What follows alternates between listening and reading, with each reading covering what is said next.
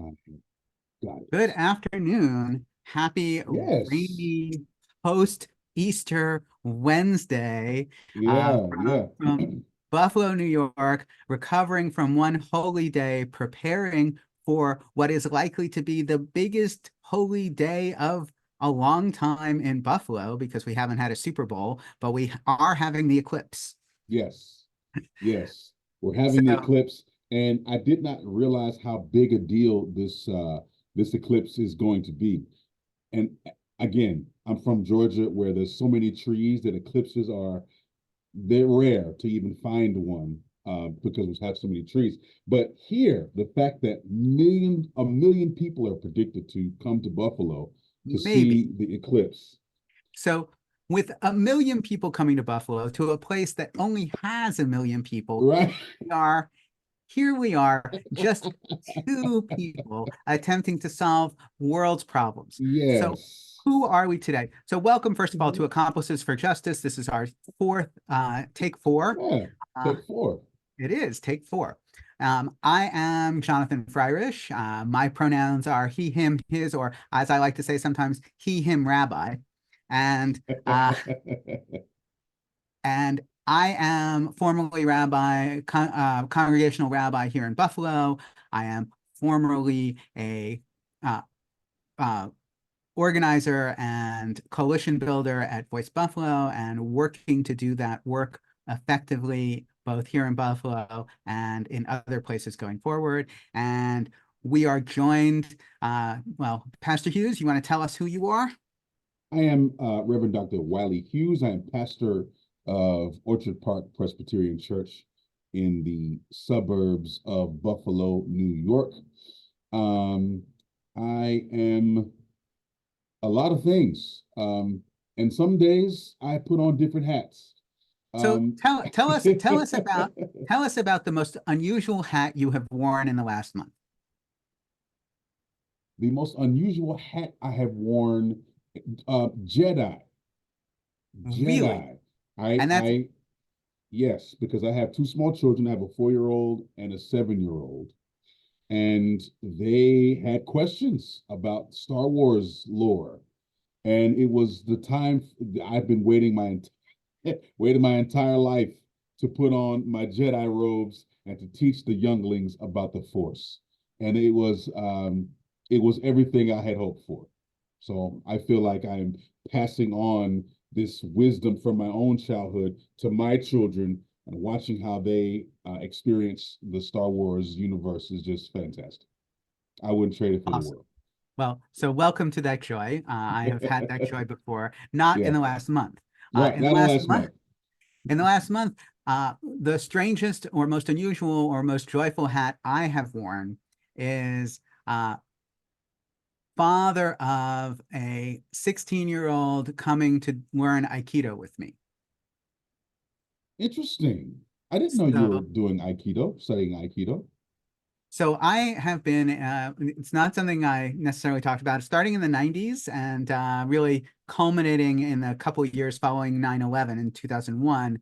I began to study and learn a little bit of Aikido. That's what Hmm. we can get off on a tangent on Aikido, Yeah, but I studied that's another, Aikido for a year, so I'm very interested in. so that's Yeah, another story. yeah, But another story. uh, our son did karate for a while here in Western New York at a place called Western New York Karate Center, which is awesome if you are want to bring kids Hmm. into good, thoughtful karate. It's out on Transit Road. Sensei Jim is amazing. But I've been wanting to do something a little bit closer to home for a long time. So there's another fantastic dojo here in town called Kintora. It is on Niagara Street in the heart of Old Buffalo, as it were, or Hmm. near Black Rock. And so I brought Sadie to do judo there, and they also have Aikido at the same time. And Oh, nice. so I am started studying, and I got to bring Jude for the first time, and that was really exciting. To actually, I mean, we didn't work out together, but just to be in the same space with Yeah, my son doing something that we both were enjoying was yeah. quite an awesome hat. Yes, it is. It is. So Fatherhood is an awesome hat altogether, I have to say. awesome hat altogether. So we we had a couple of questions, and I want to give you space to get back into them because we had begun to talk about white Christian nationalism, and as you said, sort of on the surface. And you mentioned White Rage, which is an excellent book on this. Another book that we've been using is something called White Christian Privilege, Yes. which is doesn't quite go into the white Christian nationalism piece, but does have a different take on it. And for the history of all this, there are a lot of other books we can talk about, but let's start there. What did you want to say about white nationalism, Pastor Hughes, that we haven't yet said? Um, I think what we didn't touch on was the, and this is something that we talked about after our podcast last time, was that Christian nationalism was an act of backlash. It came in response to the civil rights movement. It's one of the things that came as a response to the civil rights movement. And I was hoping we could touch more on that this go around because So I have a yeah, question with go regard to ahead. that. Yes. Because so if we, and I know some people have problems with Ibram Kendi's analysis, but I Yeah. like his historical analysis, his stamp from the beginning framework. Yeah. And his stamp from the beginning framework is not would push back on your backlash thesis here Mm-hmm.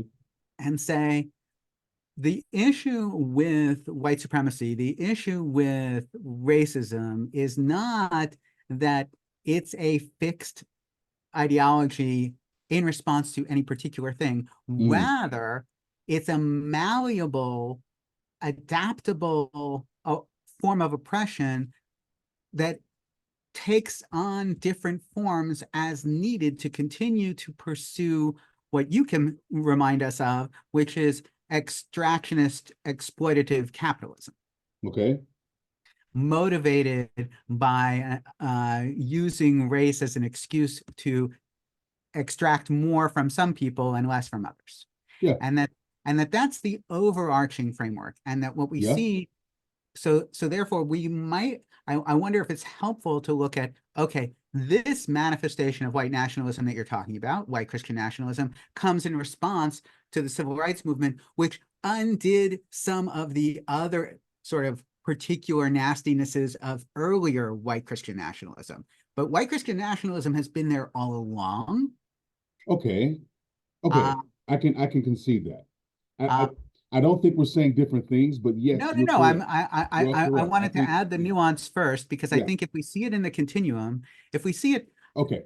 Yeah. and As a I continuum. like Yeah. to start with talking about the doctrine of discovery as the beginning of this. Okay. All right. So this is an argument from another book, which I'm going to get, which is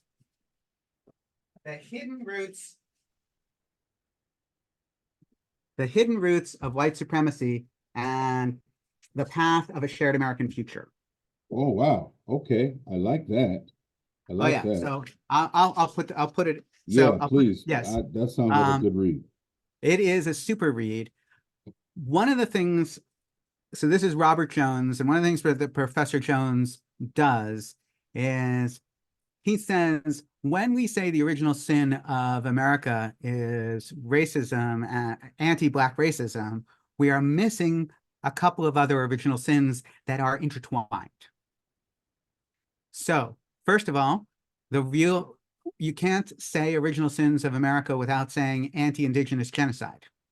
Okay, well, pause because I think when we say America's original sin is racism, I think that is the full stop because racism is not necessarily anti-Black. Racism is racism, right? And so when we're talking about the indigenous people, that was also racism. Um, And then intertwined with that is patriarchy and misogyny. okay, all right, I can give you that as well. But yeah, So that those three elements need to at least be included because out of all of them comes everything. And what he does is he mm, takes he intertwines actual sites of Hmm. anti-Black racism with anti-Indigenous genocide and shows them as layers on top of one another. I can completely agree with that. I can completely agree. Anyway, Yeah. okay, getting back Yes. to white nationalism since the Civil Rights Movement, Hmm. which is what you were going to say. Yeah. Well, that's kind of where that was where my focus was. And you're right. White nationalism does it has been with us since the founding of the country, even before the founding of the country.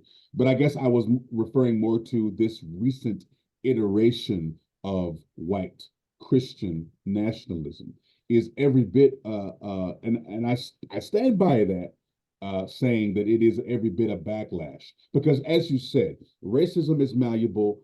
White supremacy is super adaptive, and I think that to use your language, the current iteration of white Christian nationalism is in fact an adaptation.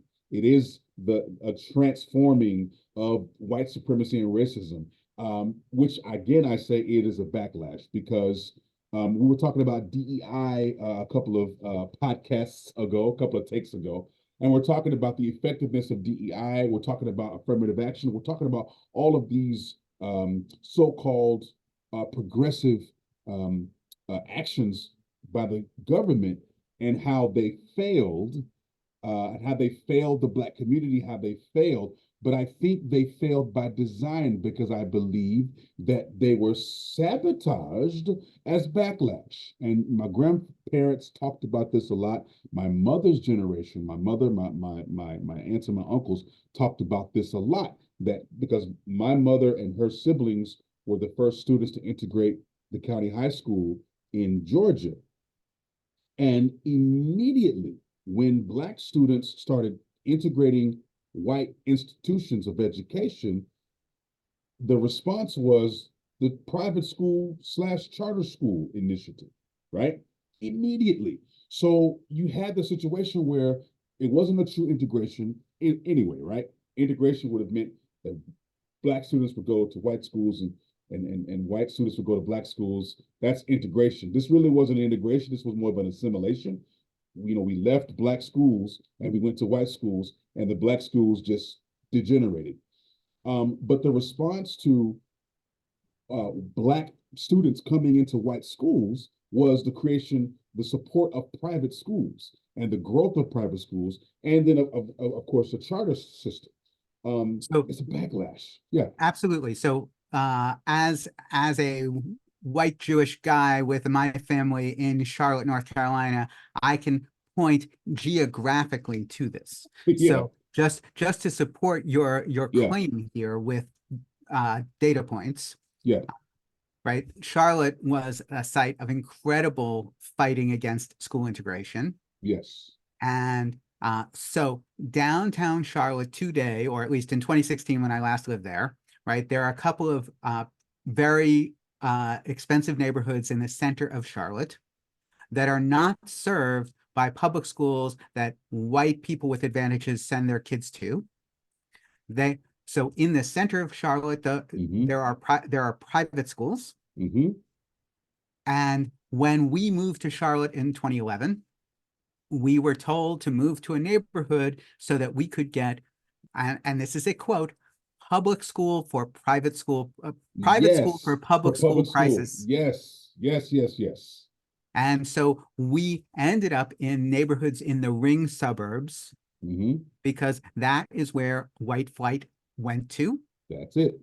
And uh, and I don't have to tell you that hand in hand with the quote unquote diversity in those schools was also the anti-Semitism that our son Of faced as a course. kindergartner and first grader. So in his kindergarten class, he was proselytized by another student and the teacher allowed it. Mm-hmm. And that teacher also told him in the wake of the Sandy Hook tragedy all about how we needed to be prepared for our guns being taken away because so Jude, who was in kindergarten, so this is gets into the car with Ginny, his mother, my spouse, God bless her, after school and says, "Mom, exactly how did Hitler kill all the Jews?"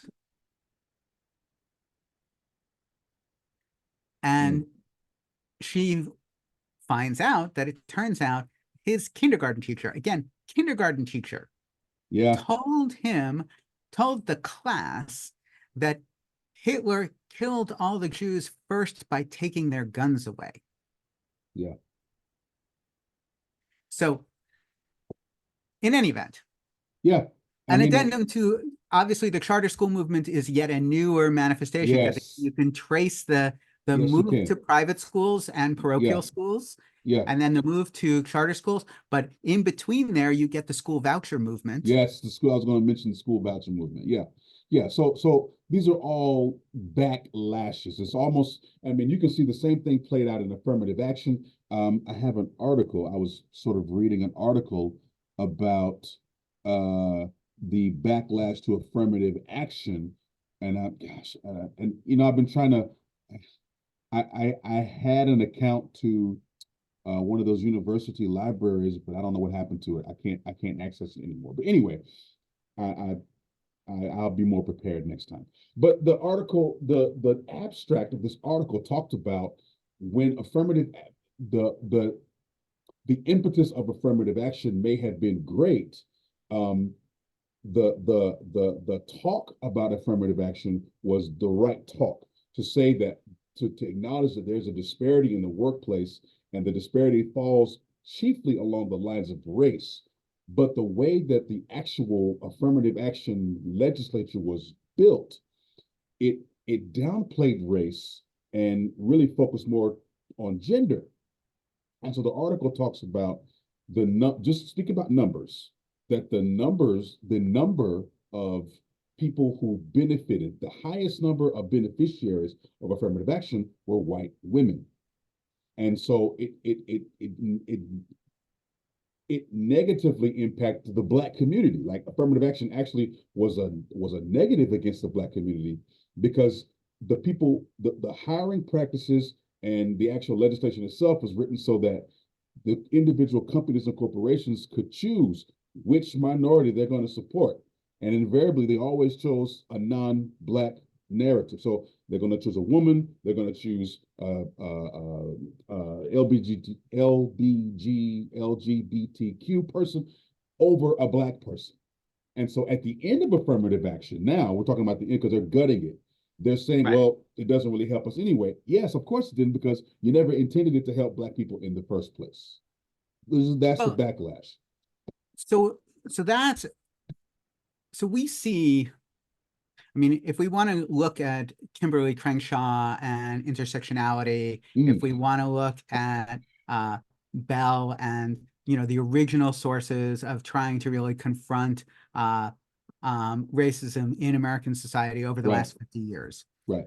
then so I'm currently reading another book which is Man, really how many worthwhile. books are you reading?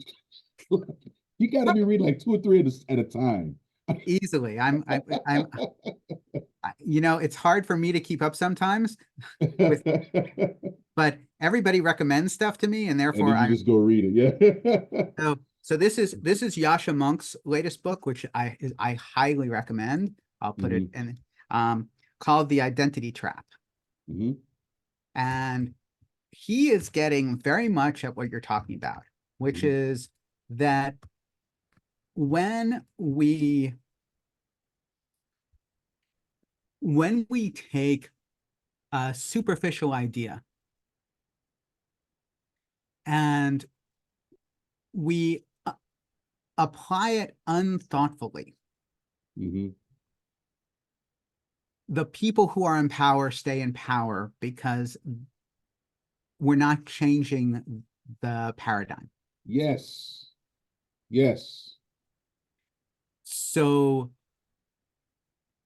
we can look at, I'm married to a very serious feminist scholar. We can look at second wave feminism Hmm. in exactly the terms that you just laid out, Right. which is that white women, primarily from certain backgrounds, benefited the best from a certain approach to inclusion of women. Right.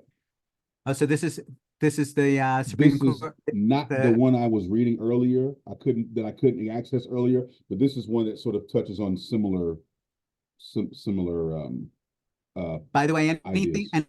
anytime you need something from a library, let me know. I am a recent graduate of Syracuse and have Ah, access to yours. their library. Yes. Okay. Thank you for telling me that. Because good. That's good. I'll just send it to you, and you can get it from me. Perfect. Thank you. Yes. Uh, are you kidding? We are in this together. So, Yeah. um, So okay, yeah. so how white people stole affirmative action and ensured its demise. So the same thing. So this is happening in a lot of other places. Like we mentioned obliquely in one of our first conversations about how Jews don't fit into DEI Right. Right. because I'm a white guy. It doesn't matter that I'm Jewish and people will kill me Exactly. for being Jewish. I'm still a Yeah. white guy.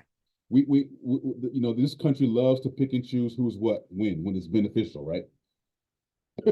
So, and then of course, what Monk points out is the fallacy of the exception proves the rule.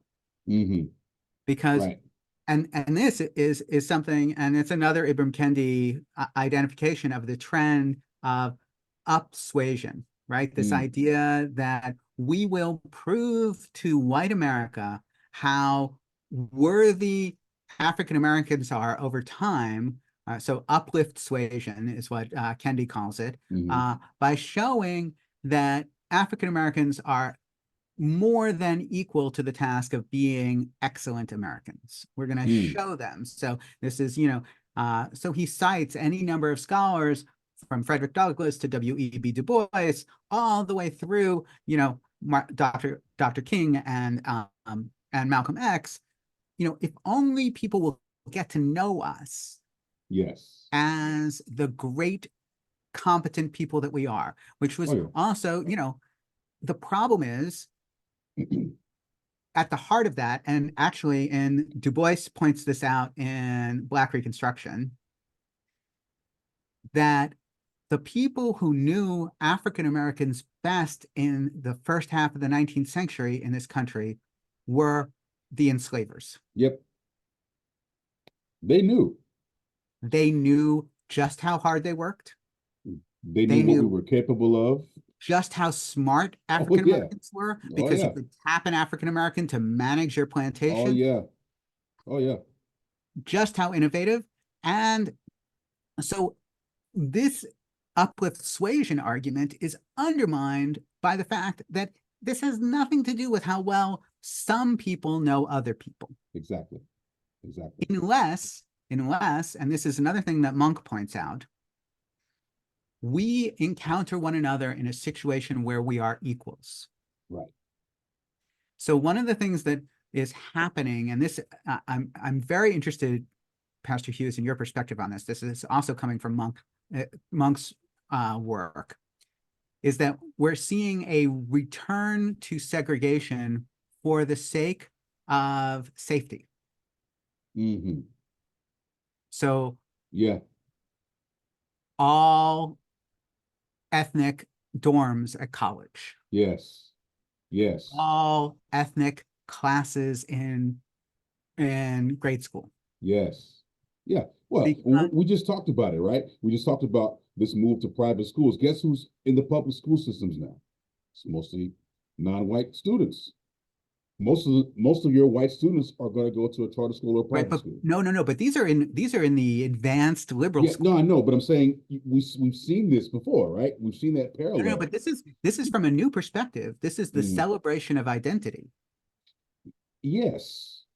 So, You, so Bank Street, a super progressive school on the Upper West Side of Manhattan, is promoting white identity for its I own see white what you're students saying. and Ah, promoting Black identity for Black students and Hispanic identity for Hispanic oh my students. gosh. And then they can feel safe to be who they are. Mm. Yeah, it's segregation by another name. Well, it's the racialism of whiteness as well. Yeah, yeah, yeah. But the safety is a disguise, right?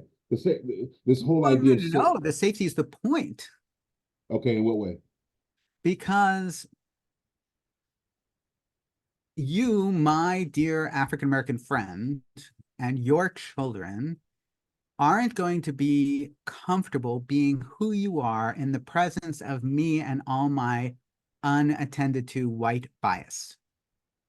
Well, So I'm going to come across with microaggressions. I'm going to come across with all this stuff and I'm not that going to fix it. that that is going to force you to be uncomfortable in the classroom, Right. I or see what you're force you saying. to be uncomfortable in Yeah. your dorm, In and my neighborhood. Yeah. therefore you need a home base where you get to be safe. Right. Right. Rather than to deal with the issue, let's just segregate everyone so that everyone feels safe. It's great. So, so I'd like your reflection on, because you're a Malcolm X, a student of Malcolm X, a Hmm. serious student of Malcolm X, and this is in effect a conversation that Malcolm X and Dr. King were having Yes. in the 60s, Yes. which is whether or not it would be possible to have a separatist African American culture in America. I mean, Yes. at some point we have to start towards these things by thinking, what's the society we're aiming for? Right. Right. Yeah. And Malcolm X, and this is where a lot of people thought that Malcolm X and Martin Luther King were at odds with each other, when in honesty, when in actually they were actually coming together. Their mentalities were shifting toward alignment because toward the end of Malcolm X's life, he had begun to realize that same thing that Martin Luther King realized toward the end of his life, that this idea of desegregation, what they called it back then, desegregation, may not have been the best option for Black people. And Malcolm X had always felt that way. He'd always, because the Black Muslim movement was in itself a separatist movement. And but as time went on, Malcolm was really keen on saying, okay, is Black separatism the answer? And Martin Luther King was saying, well, of course not, because this is America, and America is a melting pot or whatever, and this is how we deal with this issue of race in America, by coming together. We can't, because we're here together. Wherever happened in the past is in the past, right? It happened, and now we're here. What are we going to do about right here and right now? We have to work together if we're going to make America a better place.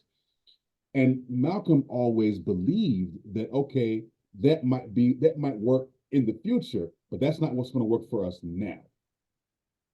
And so his idea of Black separatism evolved into something akin to what you're saying now, is not so much separatism, but just investing in the Black community exclusively, to say that we're going to support Black infrastructure, we're going to support Black schools, we're going to support Black businesses, we're going to help create Black banks, we're going to help, so that the Black community, where it is, the Harlems, the Chicagos, the South Side of Chicago's, the ghettos, can be revitalized.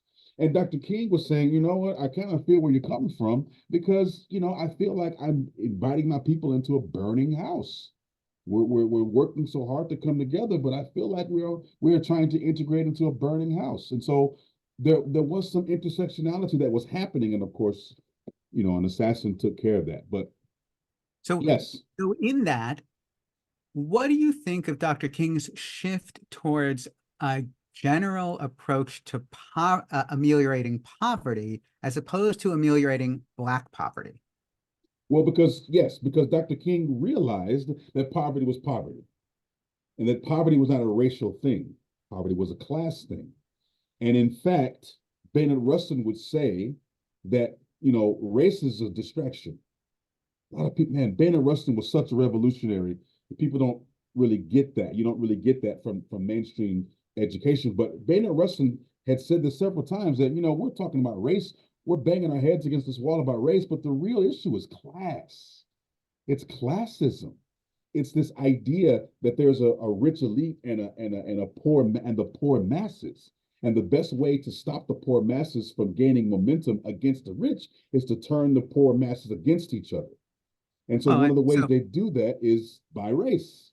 so Rustin's initial assessment then moved into the against the poor campaign by Dr. King, and then reasserted Right. by Isabella Wilkerson in Caste. Yes. And so Dr. Joshi in the book that I cited, The White Christian Privilege, Yes. is asking us to take what she calls a social justice approach to this, as Hmm. opposed to pluralism, Hmm. because instead of just getting everybody into the room, she says inclusivity is a big part of working for social justice, but only if it's done right. Hmm. Authentic representation matters, and so does meaningful listening. Hmm. Getting proximate, she quotes Brian Stevenson on this. Who talks about how important it is to get proximate, that we have to get next to the people we want to solve problems with, right? Yes. So getting proximate does not just mean inviting a Hindu or Jewish representative into the room. If you are not going to take what they say seriously, then do not patronize them by making them window dressing. Right. A seat at the table only helps produce real change when the person in that seat holds a real voice, Mm. even and especially when that voice may make you uncomfortable. Right. Getting proximate is not a one-time experience. You cannot get proximate in one Saturday afternoon. You cannot claim to implement an inclusive governing philosophy just by having a rabbi or a shaman deliver a prayer at a function. Oh my gosh. Yeah. So if we identify, because of course you and I are involved in a long-term project, part of which we are highlighting as the relationship that you and I build together Hmm. of being proximate with one another, right? Hmm. You and I just don't meet every couple of weeks via Zoom. We also talk in between. We spend time in each other's Right. homes. We Right. see the communities that we live in, and we try to learn about each other, right? Right. I know a lot more about Presbyterianism because I've spoken with you, Right. and a whole lot more about African American culture too. Right. Uh, and you wouldn't have accepted me as a trusting partner in that if you didn't see me also doing that work beforehand. Right. Because in Exactly. part of the being proximate stuff is doing our homework. This is Right. another. Dr. Joshi is she's a professor, so she's keen on us doing our homework. Hmm. And so we need to figure out how to work towards being proximate, work towards showing up, and work towards doing our homework, because the white Christian nationalism people are out there doing their work all the time. Yes. And more to the point, that what they're doing is not, it's it's in avoidance is what I've been trying to get at this whole time. They want to avoid this kinds of conversations because to avoid it is to say that it doesn't exist. It's to say that we don't need it. It doesn't affect us. And so let's whitewash everything. Let's not touch it. Let's not talk about critical race theory. Let's not talk about racism, white supremacy. Let's not talk about it. And the people who want to talk about it, they're over there. And we who don't, we who just want to be American and white and Christian, we're going to be over here and we're going to rebuild this country. We're going to make it great again. They don't want to engage in that. And if they do, it's always performative. And I don't know who coined the phrase performative justice. I want to say it was Jane Elliott, or I don't know who coined it, but it was the perfect statement. Performative justice. And it bothers me so much because I am that token Negro who was always invited to do invocations, to sit on this board or that board, not because they value my input or they value my expertise or they value my skills set, but because I am an African American. And they want people to think or to feel that they are sensitive to these issues. But when I get on these boards, when I stand before these people, they have no intention of talking to me about anything. They have no intentions of including people who look like me in their dealings, nothing. And it really gets on my nerves because they get the press and you go to their website and it looks like America. It's a rainbow. You know, they got black people, you got Indian people, you got this people, but yet when you get in those boardrooms, it's all homogenous. And the policies that they make is so out of touch with the very people who they claim to represent or the people that they claim they want to welcome. You know what I mean? So I think it's Hobson who said performative justice. So here Hobson. I have a provocative question for you. Okay. you got your job because of performative justice. I'm leaning toward that now. Yes, I wouldn't have said that last year, but now I'm starting to. I'm starting to feel No, like a DEI hire. I do. I really do. no. However, I, having said it, opening up the door to critique, Yeah. I'm going to do something slightly rabbinic. Okay. Uh, the the principle of behavioralism in Judaism is, for all intents and purposes, a fake it till you make it idea. Okay. Nobody starts out as a child being a good person. Okay. Mm-hmm. We are selfish. We start out hungry and tired and Yeah. uncomfortable. As children, if we are not given what we need, we are entirely selfish. Yes. We need to be taught generosity and compassion and love. We Yes. need to learn how to be righteous. Mm. We need to learn how to be loving. Mm-hmm. We also, in Judaism, that is communicated in large part by saying we have obligations, because we are not going to prey on good values and good virtues on our own. We're only going to do it when we are asked to, Okay. Okay. That makes or sense. even more so, when we are commanded to. Mm. So we create a covenantal structure that says we start out in arrears. Creation is a gift. We have to Yeah. earn it. You're right. And it's a gift from the mystery of the universe. And we're going to fulfill our relationship to the mystery of the universe, whatever it is, by accepting that we owe it something. Mm-hmm. What do we owe it? Good behavior. Right. We owe it, in my estimate, basically the campsite ethic. We need to leave Mm-hmm. the place better than we found it. Right. And in so doing, we have to create habits that create good thinking. In Judaism, the understanding is it's not, good thoughts are not the origins of good actions alone. Good actions are as likely to create good thoughts and good feelings. So I am required to pray, not because I want to, but because Mm-hmm. in praying, I will in fact develop a more righteous, more compassionate, Interesting. more generous Wow. personality. And Interesting. so fake it till you make it is what happens. Mm-hmm. We become better people, not because we want to, but because we live in a society of people who demand it of us. And then we submit to the idea that, oh, okay, it will be better for me to live among society that works better, including my family and friends and community. And so your Orchard Park Presbyterian said, we actually looked out into the world and said, we want to live in a society where even a white church can have an African American Mm-hmm. pastor. Did they understand the ramifications No. of what that was going to demand of them over time? I don't think they did. No. Maybe some of them did. A few. Well, okay, and let me clarify a few things because I don't want anyone who might be listening to think that I am pounding the church in a negative way. I'm really responding to how I feel. This is not about what the church is trying to do to me or whatever. This is how it feels. And I was saying that sort of to piggyback off of what we were talking about performative justice, as far as what that performative justice feels like to African Americans or to anyone who is oppressed. When you get into these circles, you feel as if you're sort of a DEI hire or you feel like a token.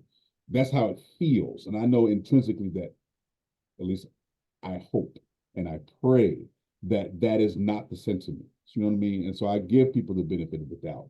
But yes, you are exactly right. I think they weren't they weren't aware of what that would actually mean to have an African American. And so, I've been here for 2 years, going on 3 years now. And it has been a very interesting situation because by virtue of me being here, there's already been so much change. Okay.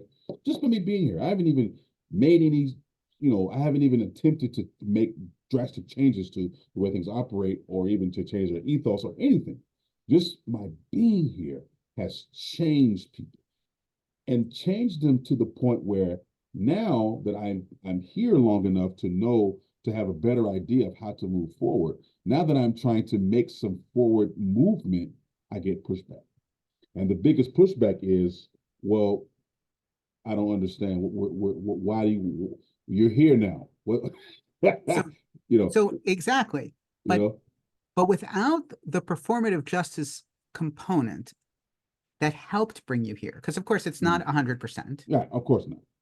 right? And or that convinced people, and we people wanting to do good, understandably, because it is hard to do good, want to feel complete. Yes, I've yes, I've done what I needed.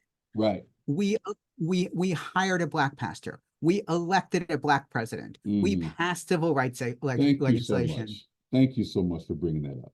Because it's Right? the same thing. It's the same thing. All of these things. So Yeah. we're done now. We're good Yes. now. Because all of this work is hard and uncomfortable. Yes, of course. So, and I think, this happens in Jewish communities as well, right? This is not just a white Christian problem. It's a people problem. Right. It's a people problem because the forces versus the status quo are so powerful that, and already wealthy and comfortable, that they get to pursue on a long-term basis the continuation of their power and comfort without sacrifice. Yes. Whereas the rest of us who are trying desperately to create a situation in which fewer people have to sacrifice for all of us still have the hard sales pitch of, hey, this is going to be a lot of work for a long time. None of this is going to happen because redemption is not a place, it's a process. Yeah, you're exactly right. I don't know if you ever listened to Shahid Bolson. No. He's I may have mispronounced his name. He's an American. I think he's from Michigan, but he's a very outspoken Muslim, a Muslim convert. And Bolson? Bolson, yeah. He's he's something else. He's out there.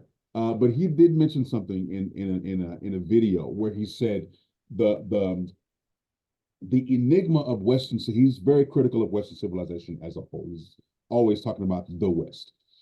He said, but the enigma of the West is that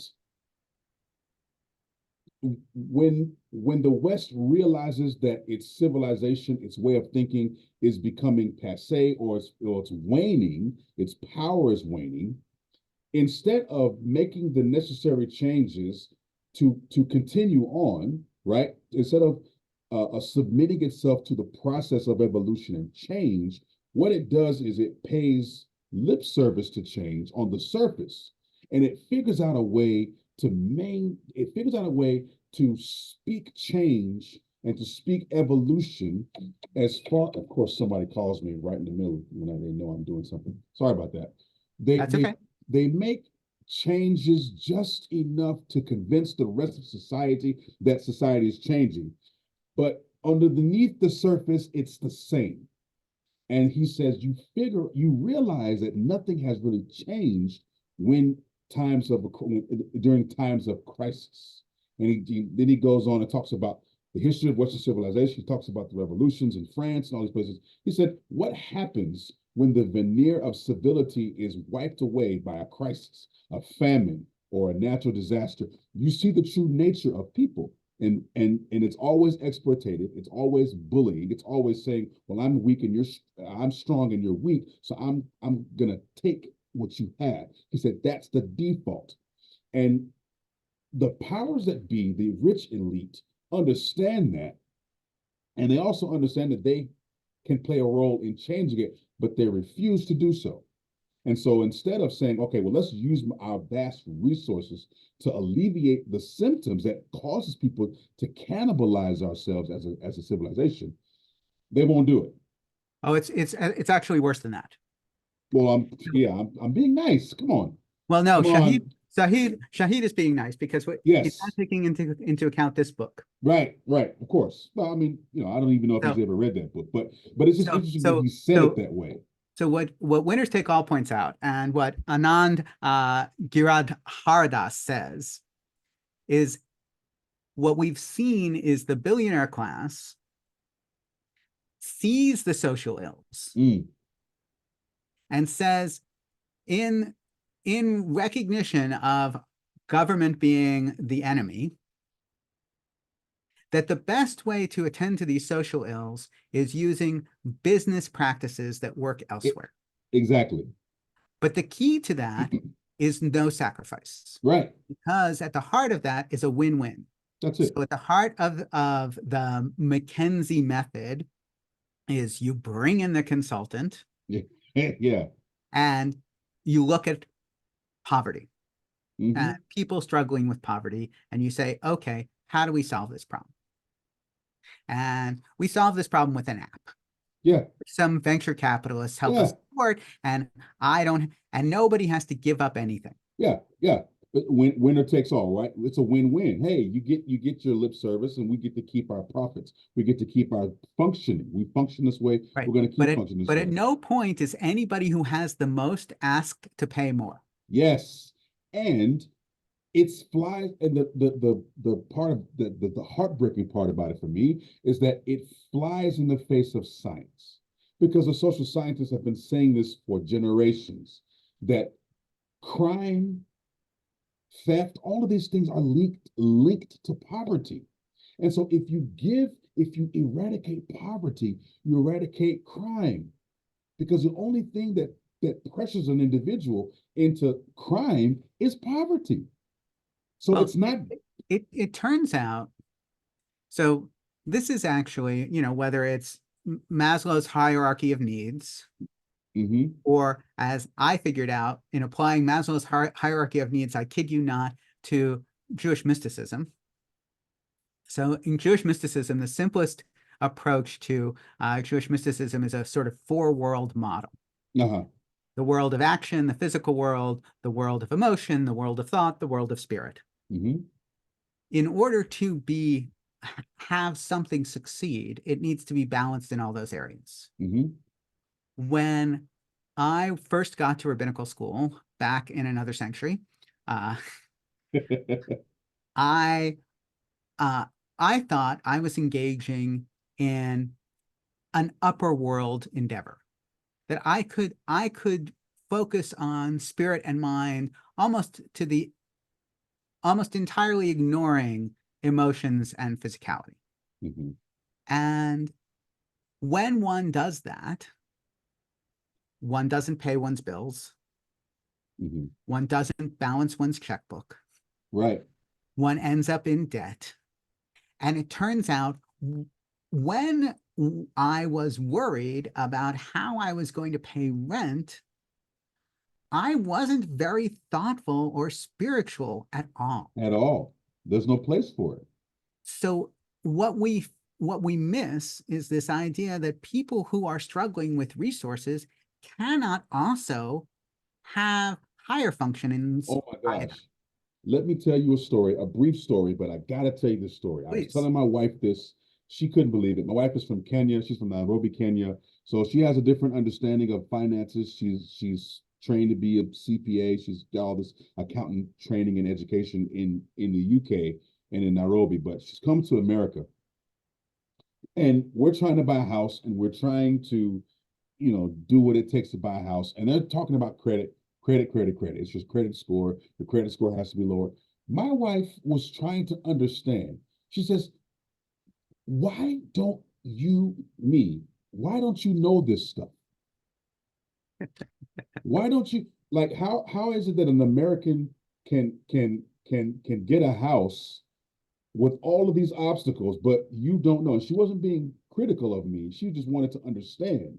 Right. What's happening How here? is it that you're an American and you Exactly. don't know How is this it that stuff? you're exactly? How is it that you're an American citizen and you don't know this stuff? And I said, and I was struggling to answer the question because I'd never thought about it this way.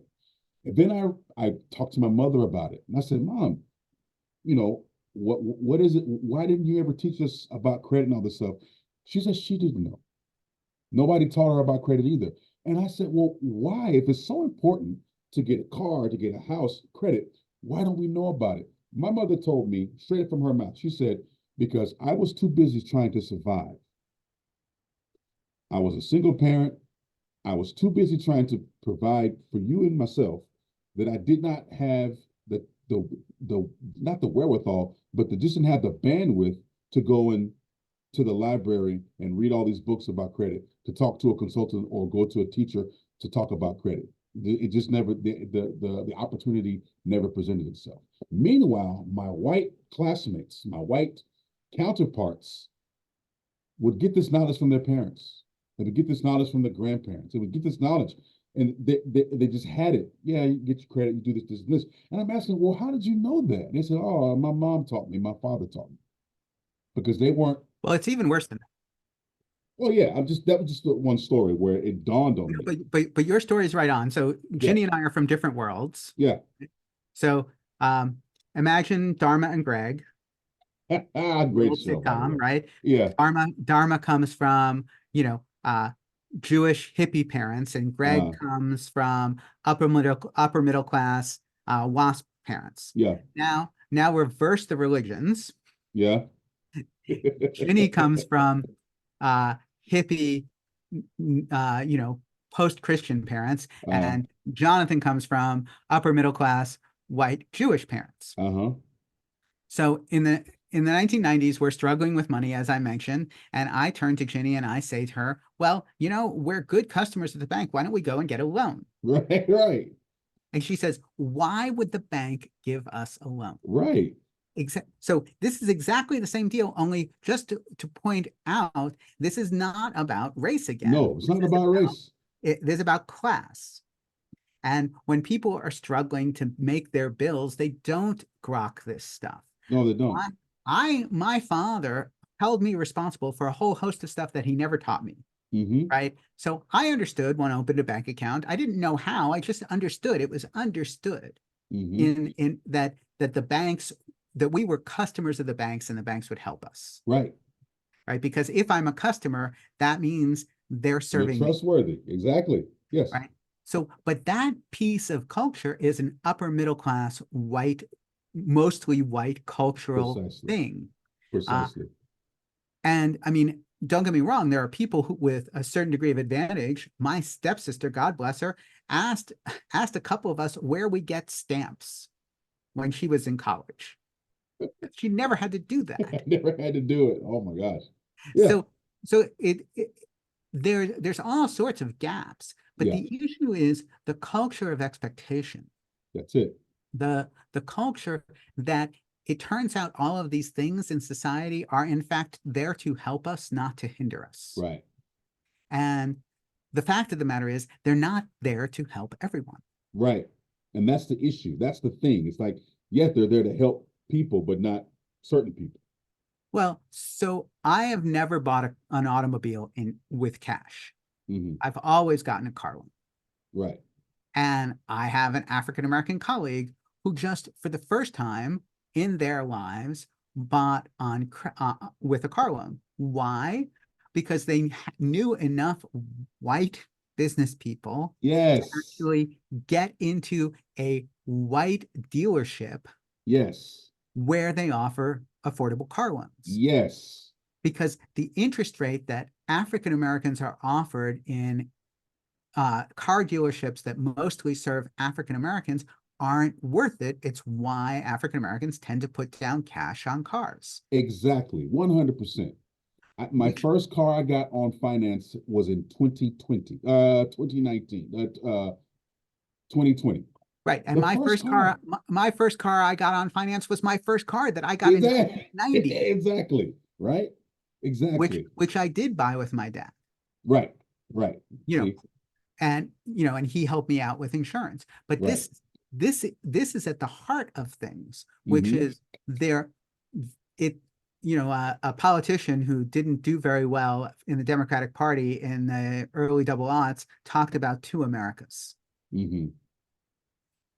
And it's not that there are two Americas, there are multiple Americas, Multiple Americas. right? Yes. Just like, and we're not going to talk about Israel Palestine because that's a whole nother kettle of Right. fish. But the two-state solution is an illusion Hmm. because since Israel withdrew from Gaza in 2006, there have really been three states. There's been the Mm. state on the West Bank, the state in Gaza, and the Right. state in Israel. Right. So how we could have a two-state solution when If Gaza you're and working with the West Bank are geographically, distinct yes. and Yes. separated by the bulk of Israel. Yes. Down in the middle there. It didn't work so well with Berlin and East Germany either. No, it did not. So in any event, we need to enter into this discussion about white Christian nationalism with an understanding that it is interwoven with the caste stuff. It is interwoven with the extractive capitalism stuff that in response to some of our listeners last time who said, well, I don't see white privilege. Hmm. Part of the issue is that, and we've maybe failed at explaining this vocabulary well to the American people Mm. by saying just because you are white doesn't mean you are privileged in comparison, right? Doesn't mean that we are not Right. struggling with poverty, Oh yeah. doesn't mean that we're not struggling with getting a job, Oh all yeah. of those things. It just means the struggle is slightly different from people who are non-white. That's right. There was a movie. Oh my gosh. I'm for some reason all of my little research and preparation has just gone totally out of my brain. There was a movie with Anthony Mackie and Samuel Jackson. It was a period piece during the 60s, and they were a black um, real estate duo, and they were trying to buy homes and renovate them and to sell them, and they couldn't get them. They couldn't get any of the property, and so Samuel Jackson's character had this idea. Well, why don't we talk to a white person? We'll put him on the payroll, and he will be our arbiter when we go to get. And so they were buying up. They was buying up all his property because it was a white guy who was working on their behalf. And the movie was very fascinating because Anthony Mackie's character was sort of the handyman. He was sort of the contractor. He was doing all the repairs, and it, the Is it tenants called The of Banker? the banker. That's what it was. Very, very fascinating movie. Very, very fascinating movie. I mean, my mouth was open the whole time because I'm thinking, oh my God, this is sort of what I'm going through now, trying to buy a home. I make more money now than I've ever made in my life, and yet I still can't get a home. And there's so many factors that work against me that my well, now I'm seeing other white counterparts who are having the same issue, and they make more money than I do. There's a couple that just got married that their combined income is $250,000, and they still can't get a house. They can't even get a mortgage loan. Well, they can get a mortgage loan, but it's not much. It's not enough. And I'm having the same issue. But their issues are not, like they have a better chance of getting it than I do because they have parents who can co-sign. I don't have I don't have a parent that can co-sign. And so it's Right. like, I don't blame them for it. I'm not saying you're so privileged. No, it's just that I have one more thing working against me than you do. We're still in the same struggle. Like, and we talk about this all the time, how, house shopping is insane right now. And they look at me and saying, yeah, it's probably more insane for you because you don't have a mommy and a daddy who have all this money for you. And I don't. And Oh, I'm starting from so scratch. the generational wealth stuff is real. So yeah. All right. This leads us to my suggestion for our next chat, Okay. which is, I'm going to share my screen so everybody can see it. This new book that just came out, written by Jim Wallace of Sojourners fame, Yes. called The The False White False White Gospel, Gospel. Rejecting Christian Nationalism, Reclaiming True Faith, and Refounding Democracy, I which like Jim kind of Wallace. sounds like what we're doing. Yes, I like Jim Wallace. As a matter of fact, I have one of his other books um, So, in my Kindle library somewhere. Yes. so this just came out. Not everybody likes Eddie Glaude, but I've listened to his I foreword, and love him. well, some people love him. He's one of those people. And Yeah. Otis Moss III, who is truly amazing, has a quote on Yes. the cover. Wallace once again demonstrates why he is America's prophet and moral philosopher. So Mm, uh, this is very interesting. I just started it today. It just went Wallace. on sale Wallace. yesterday. Okay. So I'm we gonna are look that up. taking it to the streets. I picked up the book on Audible. We are responding to what's happening right now, and this gives us 2 weeks to review this and put it out there for everybody else. And we'll come back with this with anything that we haven't done on sort of the white supremacist aspects of capitalism. Hmm. I think we kind of covered some of the white nationalism stuff. I don't know if we want to go back on that or we want to go forward with Jim Wallace. It dovetailed. It So dovetailed. so Yeah, let's use this.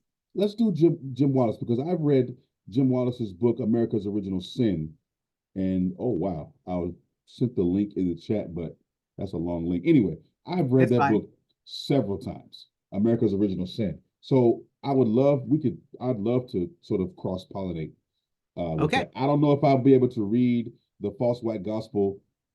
In 2 weeks. I don't believe. No, I'm not gonna make it. I'll probably get halfway through it, but I won't. I won't be able to finish Whatever it. you do, I will fall on that sword. Man, you got to show me how you read so many books at once. How do you do that? Because I listen to books while I run. Oh, oh, hmm. I don't like running, but I don't mind whatever All right. exercise I'm doing. Okay, I'll try that. Let's say farewell to our recording. Thank you so much Oh, sorry. here, Yes, here in Western New York. We will be back in 2 weeks, which will be Wednesday, yes, April 17th, if my math is good. And, yes.